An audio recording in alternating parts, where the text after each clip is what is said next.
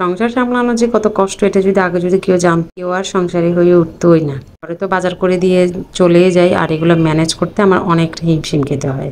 আসসালামু আলাইকুম সবাইকে, কেমন আছেন সবাই? আশা করি ভালোই আছেন। এটা ছিল হচ্ছে বৃহস্পতিবার সকাল থেকে ব্লগটা শুরু করলাম। বাজে হচ্ছে 7:45 মতো। আমি আমার ছেলেকে স্কুলে নিয়ে যাচ্ছি। সকালবেলা মেয়েকে দেওয়া হয়েছে, মেয়ে ওর ফ্রেন্ডের সাথে একসাথে চলে যায়। সেখান থেকে এসে আমার আর নাস্তা করা হয়নি। ছিল পরোটা আর ডিম ভাজি। তো যাই হোক, আমি হচ্ছে এখন যেটা করছি, ওদের বুক সেলফটা একটু গুছিয়ে রাখছিলাম। এতটা এলোমেলো করে বলার মতো না। এদিকে আজকে কি রান্না করবো বুঝতে পারছিলাম না। বাজার শেষ মোটামুটি। একজনের তো বাজার করার চিন্তা, আরেকজনের হচ্ছে বাজারগুলো কিভাবে ম্যানেজ করা যায়, ওভাবে চালানো যায় সেই চিন্তা। একটা সংসারে হচ্ছে মা বাবা দুজনের কত বড় একটা অবদান থাকে, তাই না? বাজার করা অনেক কষ্ট। আমি আগে বাজারে যেতাম, সেটা আমি জানি, অনেক বেশি কষ্ট। এখন আর যায় না, ইচ্ছা করে না বাজার করতে। তো এই জন্য আমি ওকে অনেক থ্যাংক ইউ বলি যে বাজার করাটা অনেক কষ্ট, তুমি যে করে দাও, আমার আর এই কষ্ট করা লাগে না। অনেকের ঘরে পুরুষ থাকা সত্ত্বেও মেয়েদের বাজার করতে হয়, কেন জানেন? ছেলেরা ওভাবে গুছায় বাজার করতে পারে না। আসল কথা হলো, একটা মেয়ে তো ঘর সামলায়, ঘর সংসার সামলায়, তারা বুঝতে পারে কখন কেমন বাজার প্রয়োজন। এই জন্য হয়তো বা একজনের সাথে একজন বনে না, এই জন্য অনেক সময় বাজার করা হয় না।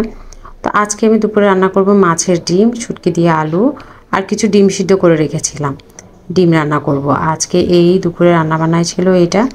তো আমি প্রথমে পেঁয়াজ রসুন, তারপরে হচ্ছে দিয়ে দিলাম, ওই মরিচ মশলা সব দিয়ে দিলাম। দিয়ে এখন হচ্ছে আমি মাছের ডিমটা আমি দিয়ে দিব। এটা কোন মাছের ডিম যেন আমার ঠিক মনেই নেই, ফ্রিজে রেখেছি, খুঁজে খুঁজে বের করে নিয়েছি। ফ্রিজ অলরেডি খালি হয়ে গেছে। একটু আছে অল্প স্বল্প মাছ, সেটা হয়তো বা কালকে রান্না করব। আর আজকে তো বাজার করার খেয়াল আছে, জানি না আজকে কি বাজার করা হয়। আর চিকেনও শেষ, মুরগি শেষ। বাচ্চাদের যে একটু বিকালের নাস্তায় আমি মুরগিটা চিকেন ফ্রাই করে দিই, ওগুলোও আমার অত বেশি নেই। তো কিছু চিকেন আছে, ভাবছি আমি বিকালে কি নাস্তা দিব।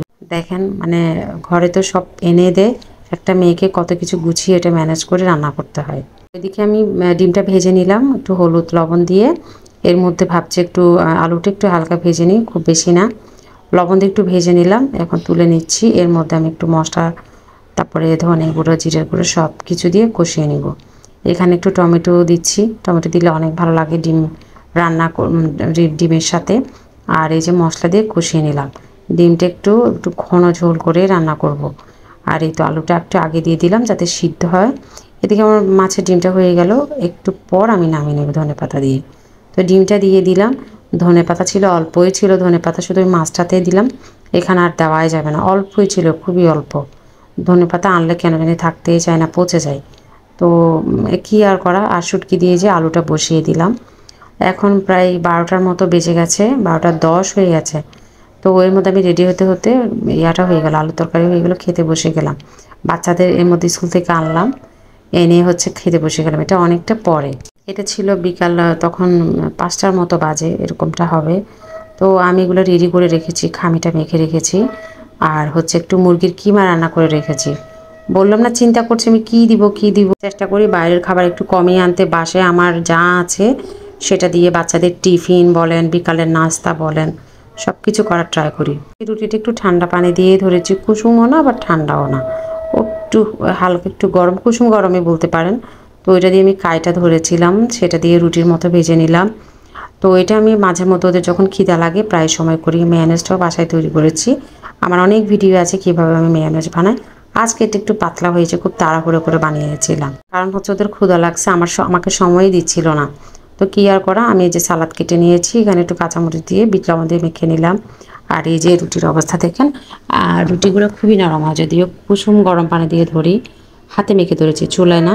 তারপরেও এই রুটিটা ভালো লাগে, এটার সাথে এরকম রুটিই ভালো লাগে। এখানে আমি চিকেনগুলো দিয়ে ওটার উপর মেয়োনেজ দিয়ে ফোল্ড করে নিলাম।